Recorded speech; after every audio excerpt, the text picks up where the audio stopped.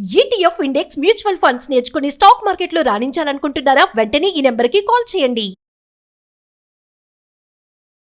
నమస్తే. నమస్తే జయ. డబ్బు ప్రతి ఒక్కరికి అవసరమైనది.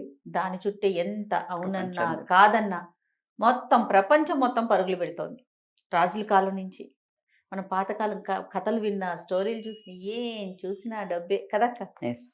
ఈ విషయంలో కాస్త సీరియస్నెస్ అనేది చాలా అవసరం.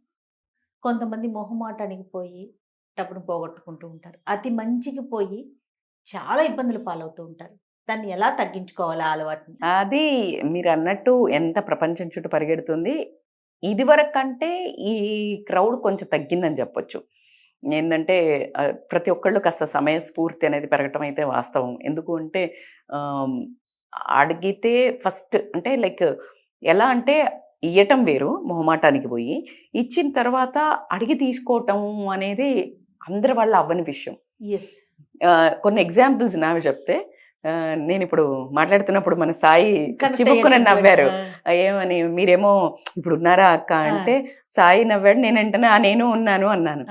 మీకు నవ్వొస్తుండొచ్చు. ఎలా అని అంటే నా దగ్గర ఒక చిన్న, నేను అప్పుడు వెయిట్ లాస్ అది నేను నా క్లినిక్ ఉన్నప్పుడు వచ్చి కొన్ని ప్రోడక్ట్స్ తీసుకొని వెళ్ళినప్పుడు చాలా ఉన్నవాళ్ళు, లిటరల్లీ ఉన్నవాళ్ళు, నేను అప్పుడప్పుడే సెట్ అవుతున్నా, తీసుకొని వెళ్ళి ఈ రోజుకి డబ్బులు ఇవ్వలేదు జయ. ప్రోడక్ట్స్ తీసుకొని నువ్వు నమ్ము, నేనేమన్నా పండించానా? అదే కదా, నేను డబ్బు పెట్టుకున్నది కదా. నీకు చాలా డబ్బు ఉంది, మొహమాటానికి పోయి నేను ఇప్పటికీ అడగల, సిగ్గా ఫస్ట్ అసహ్యం వేసింది.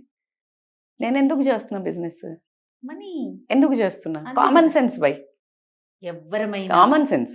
డబ్బున్నోడు చేస్తే అడగరు, భయం. ఎందుకంటే వాడి ముందు పడుగు పోతుంది, అంత స్టైల్ కొట్టాలి అంటే. అంత వివేకం లేని, అంత అసహ్యమైన క్యారెక్టర్స్ ముందు నువ్వు నోరు తెరిసి ఏం అడుగుతావు? ఇప్పుడు నువ్వు రిచ్చా, నువ్వు పూరా? I feel I'm rich. మొహమాటమే, నేను అడగలేను. ఫస్ట్ బాధేస్తుంది, తర్వాత అసహ్యం వేస్తుంది, తర్వాత జాలేస్తుంది. బేసికల్గా అది గుణం, తత్వం ఖచ్చితంగా నేర్చుకోవాలి. You need to overcome.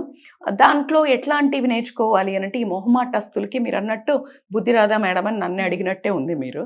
ఎందుకంటే చాలాసార్లు అయిన సందర్భాలు ఉన్నాయి. అట్లా అని పెద్ద పెద్ద నేను ఉన్నారు, పెద్ద పెద్దవని చెప్పను నేను ఏదో పెద్ద అని. బట్ ఆ పెద్ద పెద్దవి కూడా, మా పాప మెడిసిన్ సీట్ కోసం ఒకళ్ళకి మనీ ఇస్తే వాడు కొన్ని ల్యాక్స్ తీసుకొని ఇప్పటికీ వాడు జంప్ అయ్యాడు. సో నా దగ్గర ఆన్సర్ లేదు. ఎందుకంటే నమ్ముతాం కదా, మనుషులని నమ్మకపోతే ఎవరిని నమ్ముతాం? అదే అనుకుంటాం. మోసగాళ్ళనైతే ఇప్పుడు చదువు చెప్పే ఒక విద్యా సంస్థలో ఉన్న అతను మోసం చేస్తాడని నువ్వు ఎలా అనుకుంటావు తల్లి? అదే కదా, తెలివి తక్కువతనం కాదు కదా అది.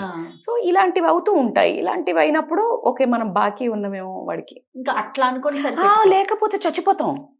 అవును, ఇప్పుడు ఈ మానసిక వేదంతో నేను ఇంకేం పని చేయలేనుగా. I need to move on.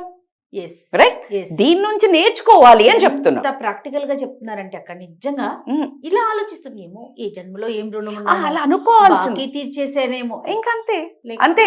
కానీ ఒకవేళ అలా మోసం చేసిన వాళ్ళు ఎవరైతే ఉన్నారో వాళ్ళకు పడుతుందిగా. ఇందాక నేను ఒక స్టోరీ చెప్పినట్టు పడుతుంది కదా, గట్టిగా పడుతుంది, ఖచ్చితంగా పడుతుంది.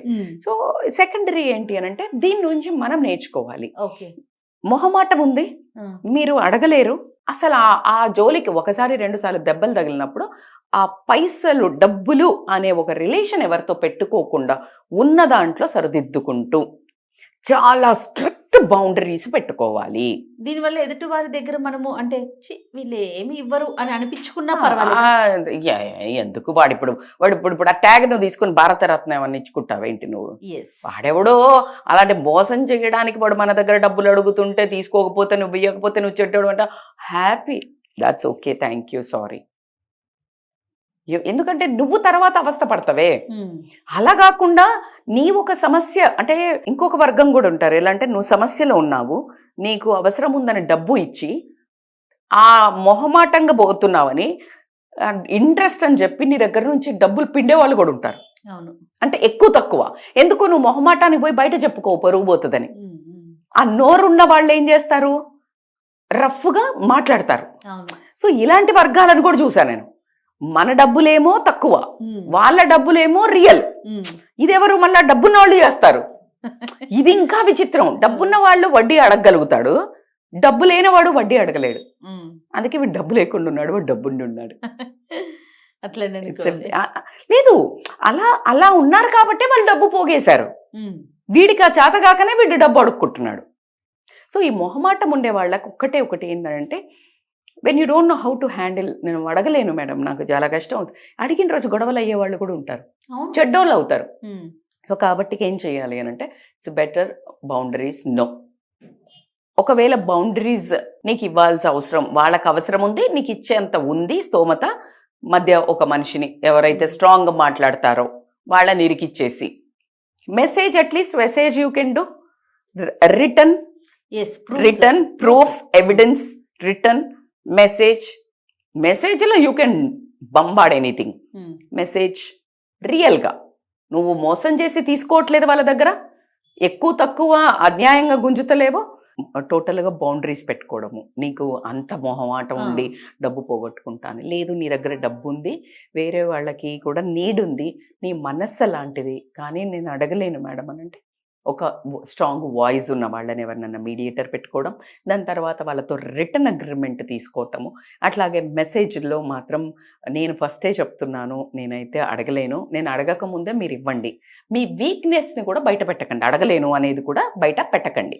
ఎందుకనంటే వాళ్ళు అదే అడ్వాంటేజ్గా తీసుకోవడం జరుగుతుంది.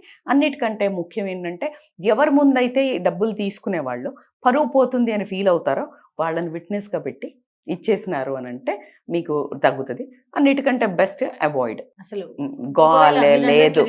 ఎప్పుడు మీరు చెప్తారు చూడండి, తర్వాత ఎప్పుడో ఫీల్ అయ్యాకన్నా ఇప్పుడు ఫీల్ అయినా పర్వాలేదు. వాళ్ళు ఎవరమ్మా, ఇప్పుడు నువ్వు ఫీల్ అవుతావు అని నీ డబ్బును నీకు ఇవ్వడానికే ప్రాబ్లం క్రియేట్ చేసేటోడు ఫీల్ అయితే ఫీల్ కాకపోతే మనకేంటి సమస్య? నీకు తప్పదు, వాళ్ళకి హెల్ప్ చేయాలన్న మనసు ఉంటే ఎలా ఇవ్వాలి అని అంటే, మళ్ళీ వాళ్ళు ఇస్తారు అనే ఆశ వదులుకొని ఇవ్వాలి. ఈ రోజుకి నన్ను 1,00,000 అడిగాడు, 10,000 రా నాతో అవుతుంది, నువ్వు వీలున్నప్పుడు ఇచ్చేసేయి. ఇక ఇచ్చినా పోయినా అవి లేవు అనుకొని ఇచ్చేయాలి. వస్తే మన అదృష్టం, రాకపోతే వాడికి దురదృష్టం. ఎందుకంటే వాడు కట్టుకుంటాడు మూట, ఆ 10,000 వాడు కట్టుకుంటాడు. అది మూట డబ్బు మూట కాదు, పాప మూట. సో కాబట్టి డోంట్ వరీ, నిజాయితీగా నువ్వు చేసే పని నువ్వు చెయ్యి. నీతో ఎంత అవుతుంది, నువ్వు మళ్ళీ నేను అడగలేను అనుకున్నప్పుడు మాత్రం స్ట్రెయిన్ తీసుకోకు. లైఫ్లో డబ్బు ఇచ్చి కష్టం కొనుక్కోవడం అంటే ఇదే. కానీ మోసం చేసి డబ్బు ఇచ్చి డబ్బు ఎక్కువ గుంజుతా వీళ్ళు మొహమాటస్తులు అనే వాళ్ళకి మాత్రం మీరు మొహమాటం లేకుండా నాతో ఇంతే అవుతుంది అని చెప్పే ధైర్యం కూడా రావాలి. ఎప్పుడైతే మోసాన్ని ఖండించగలిగే గొంతును మాత్రం ఖచ్చితంగా ఉండాల్సిందే. అరే ఏమనుకుంటారో, వీళ్ళు పిండినంత పిండించుకుంటా అని అంటే కుదరదు. సో అది కూడా ఇబ్బంది పడేది వాళ్ళే కదా. ఇబ్బంది పడేది వాళ్ళే. వాడెవడో భయపెడుతున్నాడు, డబ్బు ఎక్కువ పిండుతున్నాడు అంటే, వీళ్ళు ఎలాగూ భయపడతారులే, మొహమాటస్తులే, బయట చెప్పుకోరులే, నేను ఎంత అంటే అంత ఇస్తారులే అని ఎక్కువ గుంజుతుంటే అది కూడా తప్పే. కాబట్టి దాన్ని కూడా ఈ కాలం నువ్వు మొహమాటానికి పోతే ఏదో అయిందట, డాష్ అయిందంట. సో కాబట్టి you need to voice out. ఖచ్చితంగా వాయిస్ పెంచుకోవడం అనేది, ఉన్న పాయింట్ని చెప్పడం, expression is a very very important thing in a life. Otherwise, you will go into the depression, financially, mentally, emotionally. Thank you. Thank you, Jay.